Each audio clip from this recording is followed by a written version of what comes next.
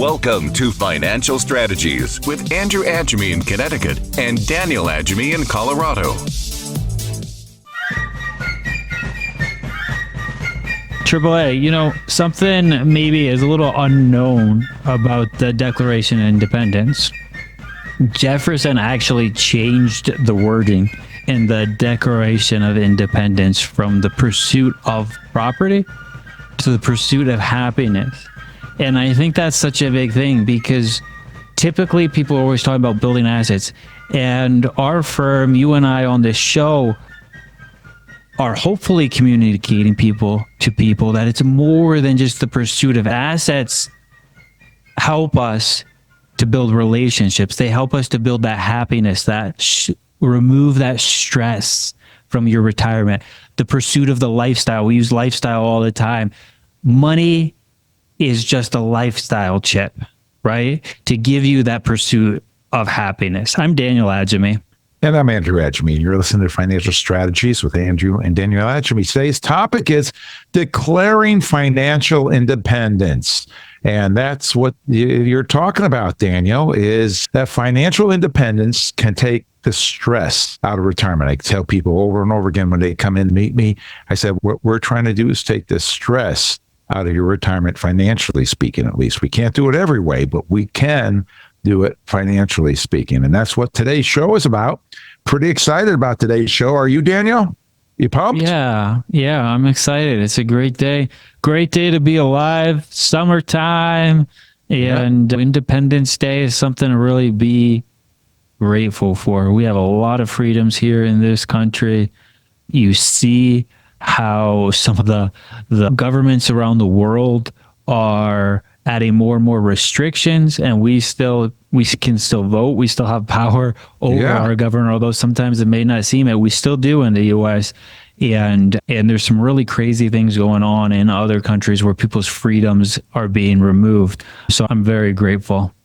Yeah. And as this 4th of July commemorates your mother and I's 42nd wedding anniversary, as we were married on the 4th of July, when the rest of the country was celebrating our independence, we were celebrating our dependence on one another and my best friend and my traveling buddy. And it's just so wonderful. Next to God, my number 2, God being my number 1. But this independence and financial independence is important.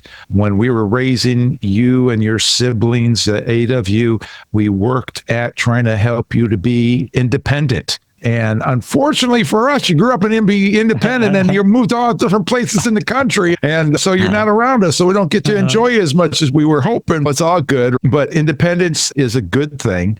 And so is dependence on the right thing, right? When dependent upon God, dependent upon your spouse. But that's what we're talking about today. When it comes to financial independence, people define it in different ways, right? That's why we did that show, Hawaii 5-0, talking about defining retirement, right? Because people say things, but they mean different things about that, right? With Hawaii 5-0, people, they say, they think that's the police, but it was just called Hawaii 5-0 because it's the 50th state. That's why the producers named it that show. So people don't know that, right? And that's what we're always trying to do is educate people, define stuff. And today talking about declaring financial independence, because everybody wants to be financially independent, but can they be? And how do they declare it? So I'm pretty excited what we're going to be talking about today. And some people don't know what they don't know and what's happening in regard to their finances. Some people think, I'm not going to be financially independent until I have $20 million or $10 million or $5 million or whatever. And we say, bonk. You can be financially independent without 5 million or 10 million or whatever, depending upon your parameters. But how would you know? There's a lot of people that have millions of dollars that are not financially independent. Yeah, I think that is what this show has been about since we started it, which is we want to help retirees and people who are close to retirement switch from that accumulation mindset or that pursuit of property to a pursuit of happiness where your assets pay you, right? That's how I see financial independence. When you have enough income, your assets, your property is paying you enough so that you can go do the things you want. Instead of spending your time going to work and earning money, your money is earning and paying you to go do what you want. Right. And I think that's our definition of financial independence is when your assets are to the size where they can produce enough income for you to do the things that make you happy. So that you can earn money while you sleep. And we're going to be talking about that later on in the show. But stick with this. Right now, you're listening to Financial Strategies, and you're Daniel Agemy. Today's topic is declaring financial independence. We have a paper that we'd like to give you to be able to help you learn more about what we're doing. How much do I need to retire? This is a great question, right? Because people think, oh, I need $1 million, $2 million, $5 million, $10 million. And is that really true? This paper is going to help you do it. This show today is going to help you do it. But you can call and get that paper for free by calling us at 800-725-7616 for your free copy. So call now for that. The how much do I need to retire?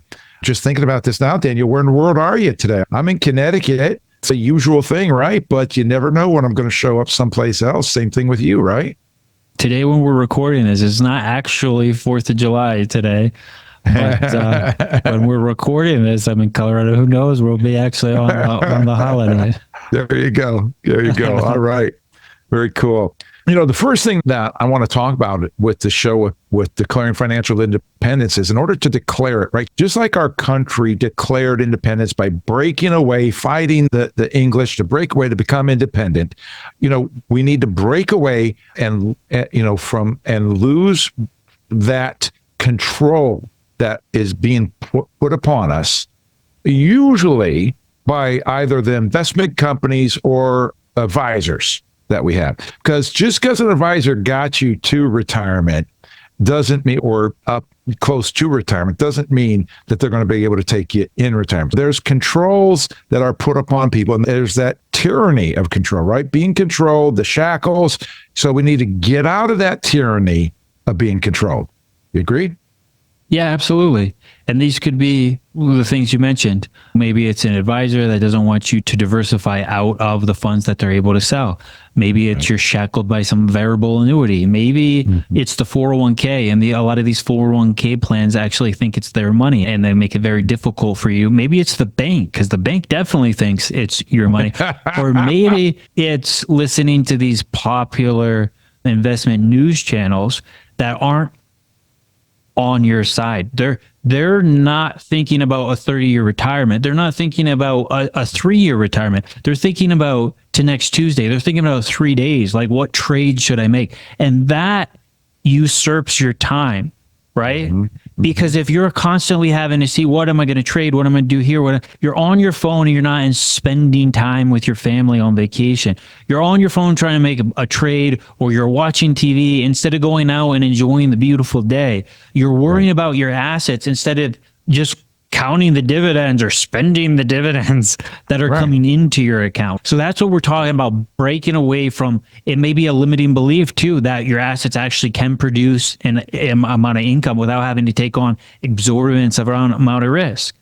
Yeah, that's right, Daniel. We don't want people being on vacation worrying about, the stock market dropped today, or at any point being concerned about their advisor not being on the same page with them. Maybe they're doing woke strategies when they don't want woke strategies. Maybe they're not growing as a person, as an individual. What kind of books are they reading, right? What are they doing? And they don't know. When you ask them a question, they give you that deer in the headlight look. These are controls, and they're tend to be controlled, right? Because many times they're controlled by the people that they're working for. Most financial advisors out there, professional financial people, have the controls of their boss and the president of the company, right, upon them, which if they're a stock company, represents the stockholders. And a fiduciary, first and foremost, from the stockholders, secondarily, if at all, for the account holder. That's no way to be. You got to break loose from that. You got to break loose from that control that they're putting upon you to be able to get some independent financial advice, somebody that's working for you, being a true fiduciary. Yeah. You did that back in the 90s, right? You had to break away from being a captive agent, and then we had to do it again in 2015 or so when we left a broker dealer, because these are either firms or these are the person who pays you or these are whatever it is, but they have a direction that they think you should go that typically is benefiting the firm, not the individual investor, not the retiree. And switching that mindset where the person who's working for you is working for you, not working for the company that's giving them the paycheck, is crazy to think. That's a difficult thing to wrap your head around. Yeah. First decade and a half of being in this business, Daniel, I worked for a big name company. It was always a good situation where it was them, me, and my client being first. They taught me do what's in the best interest of the client.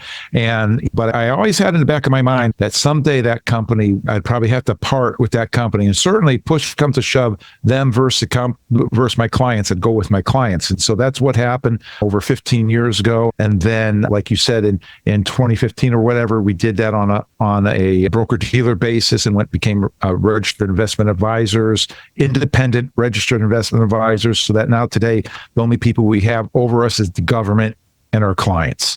And of course, God's the top. That more concerned about what God says about any of the others, really. But nevertheless, we're doing what's in the best interest of our clients, and it's a key thing to be able to break away. So I broke away, declared financial independence from that standpoint, and it's been a great thing for us and for our family financially. And same thing, we're just trying to pass the same thing on to individual retirees for your own life, for your own way. We have a book that we'd love to give you today, U.S. and Financial Strategies, with Andrew and Daniel Agemy, because people don't know what people don't know. We want to serve you by educating you. We educate thousands of people a year, and love to be able to educate you on this. We have a book by our friend Jeff Slaw, Turning Financial Planning Side Up. This is a technical book that will be able to help you to be able to understand these things, be able to how to break away, how to do things differently than the crowd, than the people that are pushing you under their thumb wants you to do. So you can have that for free to the next 5 first-time callers, 800-725-7616. If you're a client of ours, call anyway. You can have it for free just because you're one of our clients. We love you. We'll want to take care of you. But if you're not, first-time callers, 800-725-7616. Call now. The biggest mistake retirees make is not switching from the growth model to the income model. You know, a good retirement plan is having enough income to last the rest of your life. Any problem in retirement, it can be solved with income. The biggest concern that retirees have is running out of money. The second biggest concern is that they want to grow their money so that they don't run out of money. And they think it's synonymous when it's not necessarily the case. People don't know what they don't know. And they're not going to know unless somebody tells them. People think that the only thing that they can do to grow their money is by investing for growth in the stock market. And it's very much a herd mentality. But you can only get growth when the market goes up. When they invest for income, they're able to get money no matter what happens. I'm Andrew Agemy, founder and CEO of Agemy Financial Strategies. We've been helping people enjoy stress-free retirement for over 30 years. You're locked on to Financial Strategies with Andrew and Daniel Agemy. So Daniel, you probably remember that time that we were sitting and we were evaluating your brother's 401k program and recognizing that BlackRock was the fund manager of that program and that they were getting close to 2% fee for just having it, whatever they did, minimally. And how we were trying to help him, encourage him, and how we want his company to be able to break free and break loose from that control of BlackRock and that 401k program that's taking probably more money than what they're making. I'm Andrew Agemy. And I'm Daniel Agemy, and you're listening to Financial Strategies. And today we're talking about breaking free, being financially independent. AAA, yeah, that's exactly right. That is exactly right. They did studies that showed if you automatically take people's money when they save it, you automatically take that money and you put it into a fund, they do a lot better than if you either have them make a decision, because people have a hard time making decisions, especially decisions about things they don't know a lot about. So when someone signs up for the 401k, it automatically, they have to opt out of the investment, then people end up investing and they do a much, much better over time than people who don't. So what BlackRock did is they made a decision that they would have the fund that automatically people opt into have 2.5% fee. So they're taking that psychology of making people automatically opt in, but then they're taking advantage of it because they're going to get 2.5% on that fund no matter what. Who knows what the person's going to earn in that fund, but BlackRock's going to get 2.5% no matter what. Yeah. And that is a disgusting thing to take advantage of that. But that is exactly what happened in his 401k. And there's a lot of wonky things like that in people's 401ks that they need to watch out for. And it's not just people's 401ks, Daniel. It's in IRAs and with the various professional financial people and companies that are out there.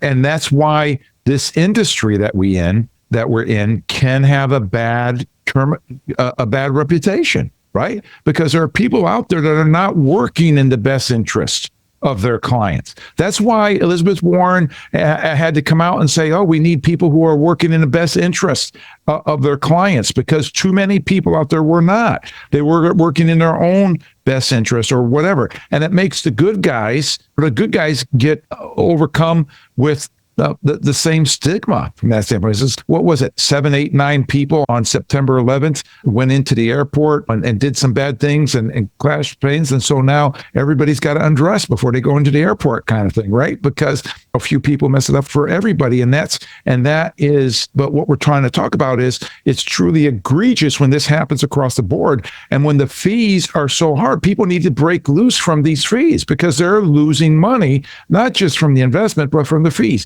And many times people have no clue what they're paying. I can't tell you how many people come in and I say, well, how much is your advisor charging you for this? And they say, I don't know. And I have to figure it out for them. And then and usually when I figure it out for them, I tell them, this is egregious. This is too much money. You're paying 1.5%, 2% all in, and you're not getting anything that's even related to you. It's old hat stuff. It's not customized. It's not anything special for you. And that's egregious when you can get a customized portfolio for half of that. And people don't get that. And so that's one of the things that breaking away, declaring financial independence. It's up to you as an investor. It's up to you as a retiree or pre-retiree to make sure that you declare financial independence, just like the United States of America, right?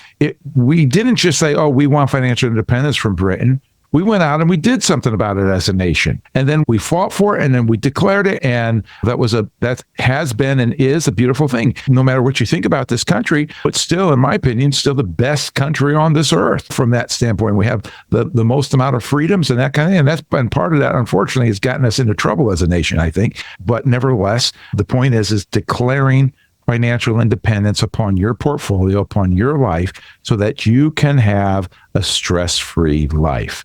You're listening to Financial Strategies with Andrew and Daniel Agemy. Today's topic is declaring financial independence. We have a paper that we'd love to give you, go along with today's show, called How Much Do I Need to Retire?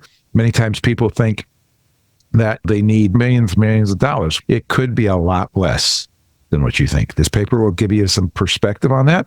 800-725-7616 for your free copy. Call now. You listen to Financial Strategies because people don't know what people don't know. Daniel, these 401ks are talking about people have control over their money. You mentioned this earlier, that the control that banks have on their money, and you just skimmed over it. But as we talked about in a different show, how I think you alluded to that the banks thinks it's their money. No, they don't think it is their money. Right. It is their money.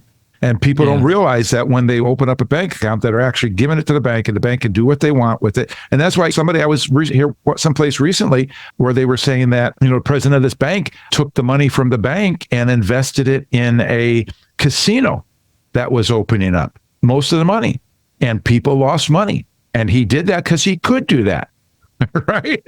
He thought it was a good idea from his perspective. That's why he did it. It didn't pan out that way for the bank account holders.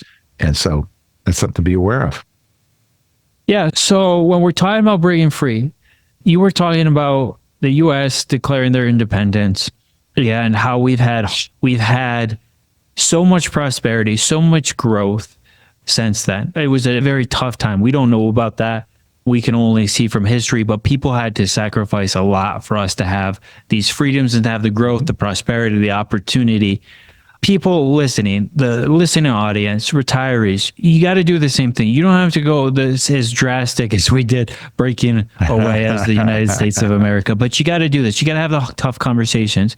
If your assets are not working for you, you're doing something wrong. So what I'm going to say is, if you have a 401k and you're over 59 and a half years old, you need to call us and have a conversation, because it's probably not working for you as hard as it should be. It's probably not paying you, because 401ks are designed to lock up your money. Like I said, the administrators think it's their money. It's your money. Okay. But you can get it out of there if you're over 59 and a half, and you can change the strategy to do something that fits you. The government realizes that, and that's why they've made a rule that says once you're 59 and a half, you have the opportunity to take it out of the 401k and invest it in a way that fits you. Okay? Annuities are another one. People get locked into these things.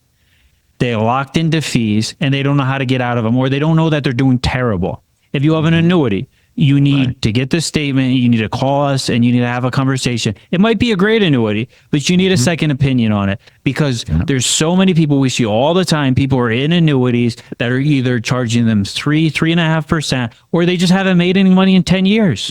Right. Right. And so you need to have a conversation. You need to get a second opinion on that, because we know ways to get people out of annuities. We know ways to help people declare independent from those companies that are using their money. Think about it like this. That annuity company has your money, and they're earning 8, 10, 15% on that money. What are you earning? Good point. And then if you got money in the bank, okay, if you've got more than 100 grand in the bank, you're probably fine, because you've got FDIC insurance. So you're good for up to $250,000. Right? If you got 100 grand. Daniel, you said if you've got more than 100,000, you're fine. If you've got less than 100,000, okay, yeah, you're probably fine. But once you start getting over that, not only are you giving up returns, because the risk-free rate is 4 to 5%. So that's $4,000 to $5,000 a year per 100,000 that somebody else is earning on your money that you're not.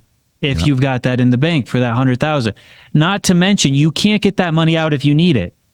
Right? That's literally the bank's money. When you put money in the bank, you're signing a contract saying that this is the bank's money. Why we think it's safe is because of FDIC insurance. So if the bank goes belly up, like what you talked about in that casino story, AAA, is that banks, they don't have a fiduciary responsibility. They have the opposite of that. They get rewarded for leveraging up, taking excessive risk, because if they win, they make a lot of money. If they fail, the FDIC insurance takes care of it, and they'll go move on to the next thing, right? So it's not a good situation. So these are three huge things that if you have money in these things, you need to get a second opinion, because you can get that money, start paying you instead of somebody else earning money on it, or instead of somebody else having control of it, or instead of somebody else taking advantage of you through these instruments. And Daniel, you mentioned getting out of annuities that are not working for you, and just want to let the listening audience know that there's certain annuities that we like if our clients like them. And some people going into annuities and they see them as being safe. We have a couple clients that went into annuities to see them being safe, and in actuality, they weren't, because they were losing money from fees inside there, even though they were told it would go up when the market goes up, but not down when the market comes down. But the fees made the account value go down. And one client, after 3 years, they were a prospect that became a client, because they lost a ton of money, and we were able to make them whole from that standpoint. So it matters what you're doing and who your advisor is. So when we're talking about declaring financial independence, breaking free, not just from your 401ks, but from the advisors that are the wrong kinds, the wrong advisors that don't know what's happening and how things have changed. There's a lot of things changed since 2019. You have to be able to have a chief, ideally you have a chief financial officer that's going to be able to educate you on the things you need to be educated on, so you can make a smart decision easily and get rid of the stress in your life. Some of the advisors, it's just a job. They're just in at 9 to 5. They want to be home with the family for dinner, and I commend them for that. There's nothing the matter with that. Family's important. What kind of person are you working with? Are they going to be there at 7 o'clock at night doing some research and doing some other things going on there, or they're just forgot about you totally? But these are things to break away from where you are and analyze it to know if you need to break away. So you're listening to Financial Strategies. Andrew and Daniel Agemy. Today's topic is declaring financial independence. And we have a book to go along with today's show that will be able to educate you and help you be able to understand how this all works by our friend Jeff Small writing the book, Turning Financial Planning Side Up. So many times, especially when it comes to retirement, people have the wrong ideas, even professional, especially financial or professional financial people have the wrong ideas. And this will be able to help you have a new perspective, a perspective that's going to benefit you rather than the companies. Call now for first-time callers at 800-725-7616. 800-725-7616. Clients, please call and get your free copy. 800-725-7616. Call now. Do you have any questions for me about retirement income source? I just want to make sure I can invest well enough to have enough income, enjoy my retirement. We build a custom retirement plan based around your income and goals. How do I know I can trust you? Building trust does take time, but our investment advisory arm is comprised of fiduciaries, which means our obligation is to you. So you can enjoy your retirement. It's a little more income stability. I'm in. That's 2 out of 3.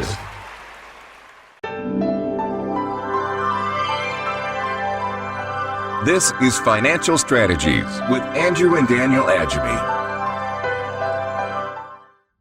Recently, Harry, one of our radio listeners, he said, came in and to get a second opinion on his finances. It has $5 million. Harry needs about $250,000 of income from that, and he was only getting $90,000. Did Harry have financial independence? I'm Andrew Agemy. And I'm Daniel Agemy, and you're listening to Financial Strategies. Today we're talking about declaring your financial independence. And AAA, people have a lot of ideas about money and what money is and what money isn't. Is the money actually real, or is it just a number on a paper? You got $2 million in your 401k, you've got $5 million in investable assets. What does that actually represent? We talked on our show last week about how everyone in all these funds is piling into the same stocks. And just like in a stadium, if there's a fire and everyone has to get out the same door, only a certain amount of people are going to be able to get out those doors. And so the thought is, if you've got $2 million, what use is that to you? Exactly. What's $2 million? It's just a number. Who is going to go and take that $2 million and spend it when they retire? Nobody, right? Because you could spend that money. If you need $200,000 a year, that says 10 years, and you're going to run out of money. If you're 65 when you retire, that means you're 75. A lot of people living past 75. A lot of people today living well into their 90s, and a lot more centenarians we have today than ever before. So the question is, what is $2 million? It's just a number. The big thing, like with Harry, for instance, in this example, he had $5 million. So a lot of people say, hey, that's beautiful, $5 million. Harry's not even 65 yet. And if he took $250,000 out of there and he lives to be 85, maybe he's got enough money. But what happens if he lives to be 90 or 100? He doesn't, right? So that's why he needs to make sure he declares financial independence, because even though he has $5 million right now with his money only earning him 90, he does not have financial independence. And that's what we're talking about, declaring financial independence so that you can live off the money you have. And the paper we've given away in the first half, it says you may not need as much as what you think you need.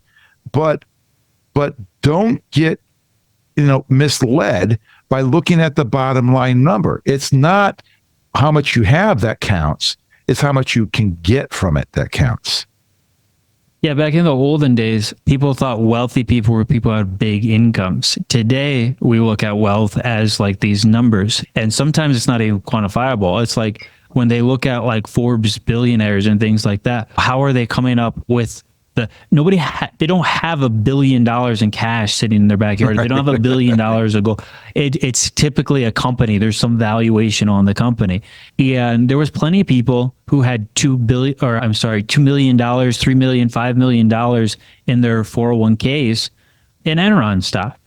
And it all evaporated. It all went to zero, right? Mm-hmm. There's plenty of companies over the time where people had all their money in that, and it goes down, or it's worth less or worthless, depending on what those are, because the assets are typically based on some kind of multiple. And when that multiple goes away, the asset goes down.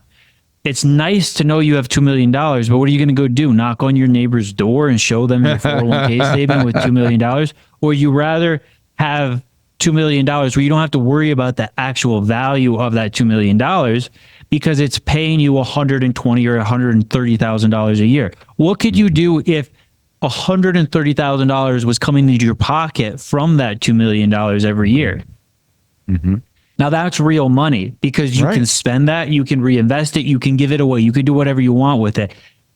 But the $2 million is still there, right? That's a completely different thing than what you were saying, withdrawing $130,000 from the $2 million, or hoping that the $2 million turns into $3 million, or hoping that the $2 million doesn't go down to $1 million.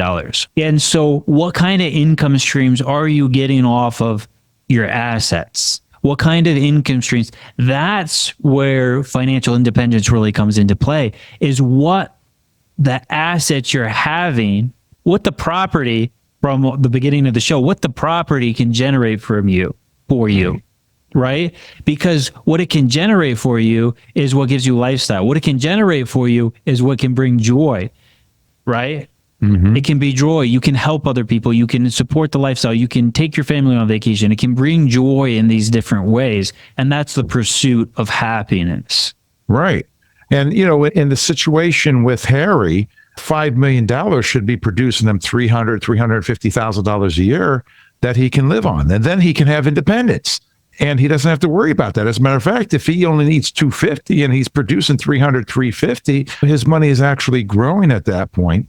And we don't want to touch the principal, and hopefully ever, right? But if you have to touch your principal, let's touch it at 90, 95 or whatever to be able to keep you in your home. Because nobody that I know of has on the bucket list that they want to spend up all their money and go and convalescent home and die. Most people want to stay at home. And what's it going to take to stay at home? You need money. You need income, ideally. $5 million is not going to help you. You could withdraw it at that point, but that's what I'm saying. At 90, 95, tapping in your principal is one thing. 65, 70, 75, tapping your principal is not wise. Probably many people in our audience have heard their parents say, spend interest, not principal. You listen to Financial Strategies with Andrew and Daniel Agemy. Today's topic is declaring financial independence on this Independence Day, 4th of July weekend. And we want to wish you a happy 4th of July weekend to you. Hope you're enjoying it, having some burgers, some dogs, or whatever the case may be, but nevertheless, being free, enjoying your freedom, because indeed, we have great freedoms in this country and are very blessed for that. But we have a paper that goes along with today's show we'd love to give you. It's called Passive Income for Retirement. So when you're retiring, your money needs to work for you, right? The sooner that your money can start to go work for you, the sooner that you're going to have to stop working for your money. Who out there wants to do that, right? You may not need as much as you think you need to retire, right? We'd love to put this in your hand. Call us. Get it for free. 800-725-7616. 800-725-7616. No obligation. Call them now. Listen to Financial Strategies, because people don't know what people don't know. Today's topic, declaring financial independence. The independence that income can give you, Daniel, is so huge, right? And I like to use the example of when you're in retirement, you need to eat. Now, if you're investing in roosters and you have to kill a rooster in order to eat, as long as the roosters are growing, that may not be a problem. But if the roosters catch a disease or whatever, you may actually run out of roosters before you run out of life.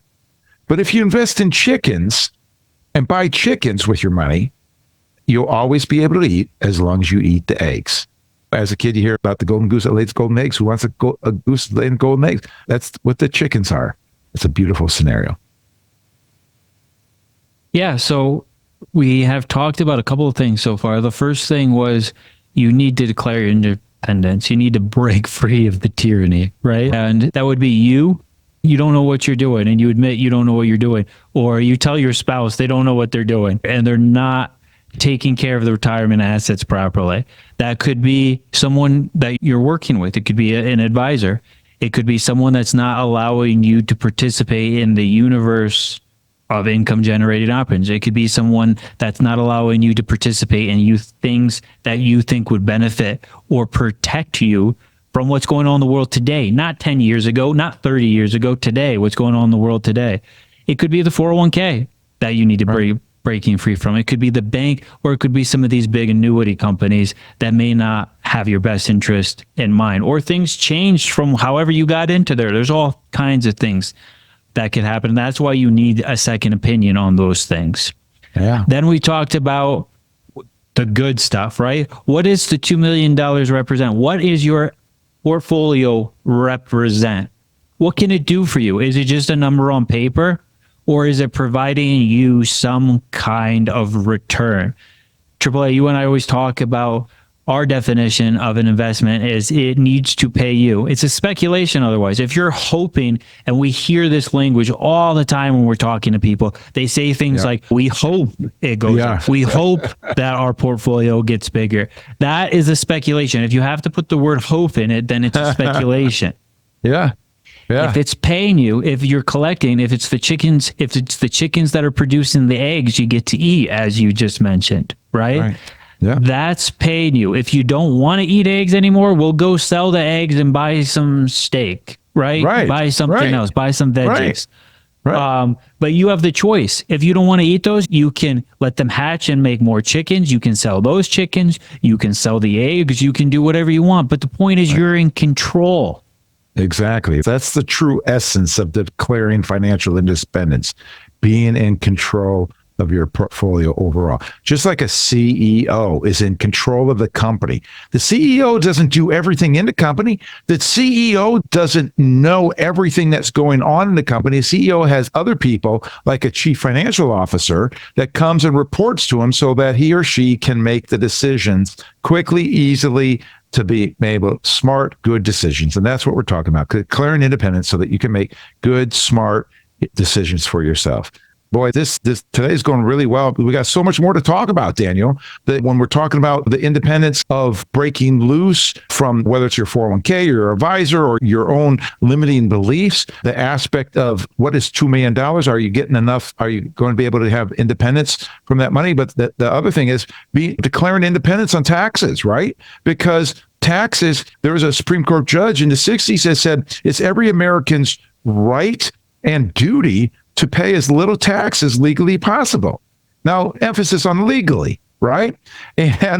But declare independence on taxes. And that's where we often use Roth IRAs and Roth conversions and different things to be able to help people get more bang for their buck. And so there's a lot more. Stay with us as we pick this up. When we come back for break, we're going to need to be able to take a break now. You listen to Financial Strategies with Andrew and Daniel Agemy. Today's topic is declaring financial independence. We have a book that we'd love to put in your hand called Turning Financial Planning Setup by our friend Jeff Small. 800-725-7616 for your free copy. It will give you a new perspective and hopefully help you eliminate your limiting beliefs.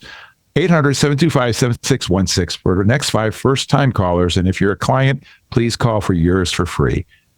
Call now.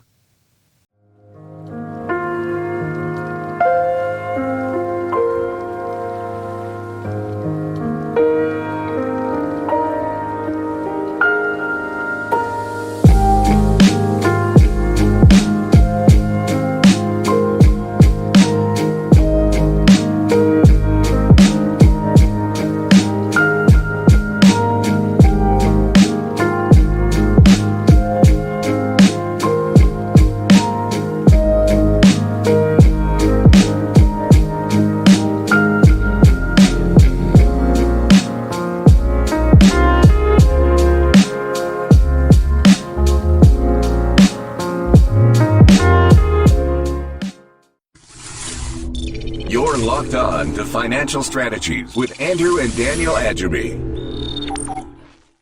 When is $1,000? Oh, let's change that. When is $3,000 a month not $3,000 a month? When you have to pay taxes on it, right? Because $3,000 a month and you pay taxes on it, it turns into about $2,100 a month.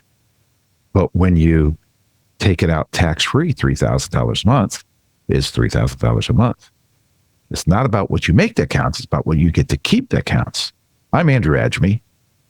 And I'm Daniel Agemy, and you're listening to Financial Strategies. And today we're talking about financial independence. In AAA, we are defining financial independence as what?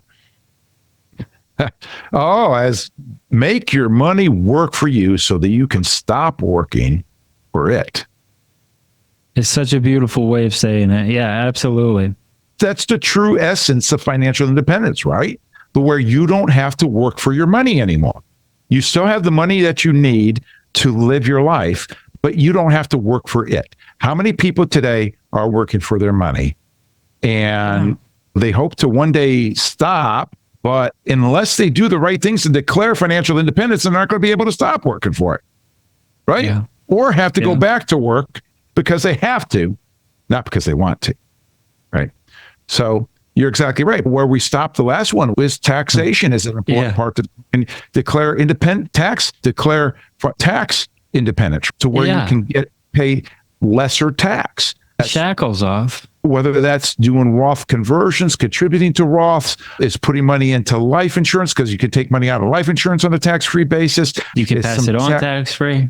Yeah, tax deferred accounts so that you don't pay tax while the money is growing. And then like one of our newest clients is that way. She's making a lot of money every year, hundreds and hundreds of thousands of dollars. So she pays big taxes. So instead of investing her money into something that she has to pay taxes on the interest, we're investing it in a tax deferred because when she needs it at retirement, she'll be in a lower, that's one of the people that will be in a lower tax bracket and she'll be able to take it out at a lesser rate. That is a key to be able to understand declaring financial independence by declaring tax independence as well. And another thing you could do is relocate to a state that has low or no state income tax.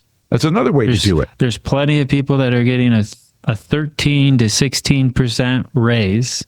How are they doing that? They're moving from California to Texas, and some of these are huge income earners. Even on $100,000, that's huge money. Right, $13,000 a year that you saved by moving from California to Texas.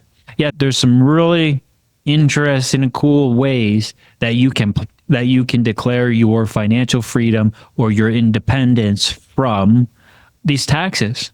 And let me just say again, if you just joined us, happy 4th of July weekend. But Daniel, let's dig into this declaring financial independence and what that actually means. How can people actually do that? To how they can earn, how their money can be working for them while they sleep, right? Establishing additional income streams. That can be done in a variety of ways, but making your money work so that you can stop working for your money.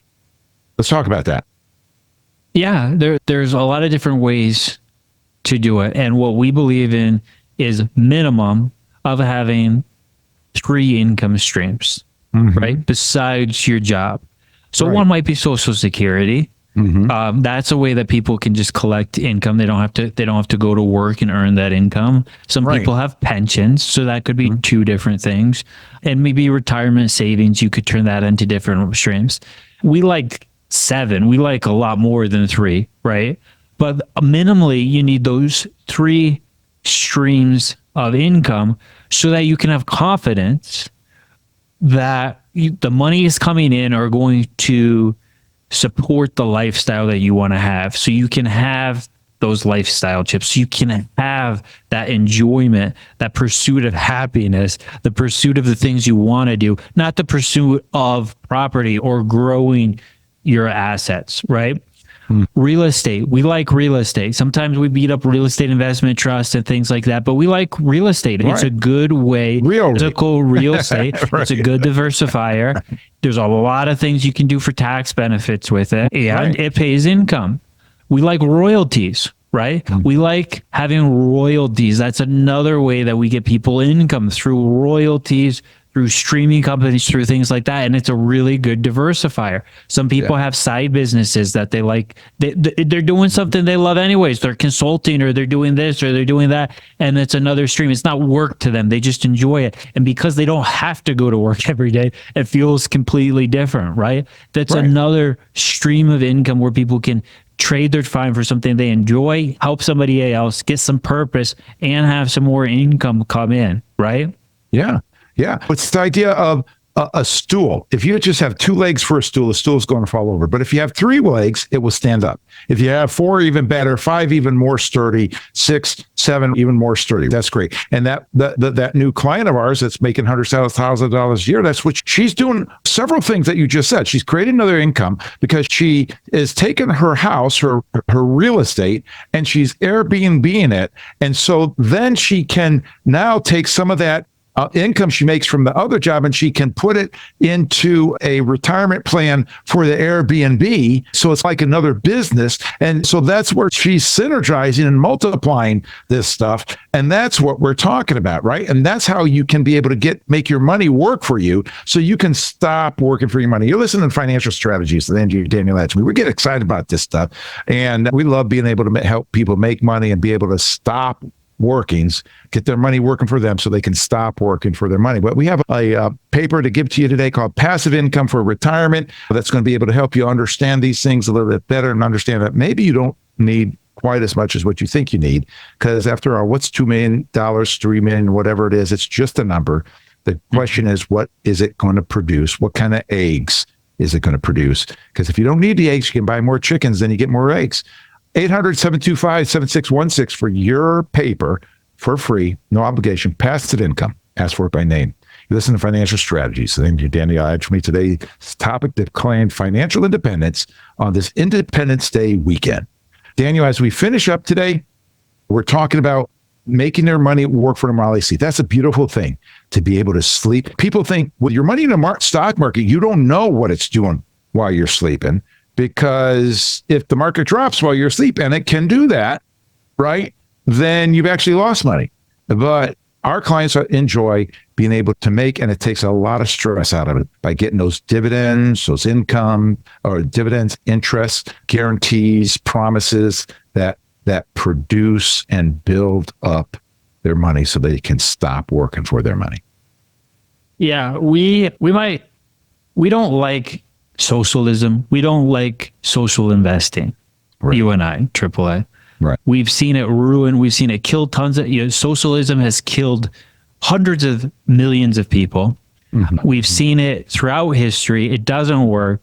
And socialism, or social investing, now we see it's depending upon other people.